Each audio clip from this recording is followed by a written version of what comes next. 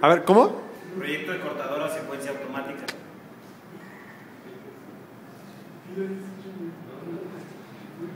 Tal vez quisiera explicar qué está haciendo y qué acabas de hacer. Acabamos de poner la secuencia automática y estos tres botones de aquí son de configuración.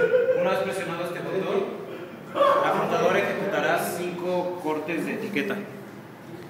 ¿Cuál botón? ¿Cuál botón? Este botón es el de inicio y estos tres de configuración. Aquí está el botón de reset y paro de emergencia. ¿Los de configuración qué hacen? Los botones de configuración básicamente es este botón dice si vamos a cortar 5 o 10 etiquetas y estos dos dicen qué distancia vamos a cortar. Depende de la configuración de estos botones, vamos a cortar una de 30 centímetros, 25 centímetros, 6 centímetros.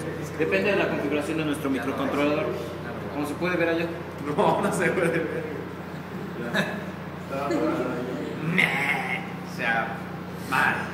Ya no grabes, ya. Ya basta.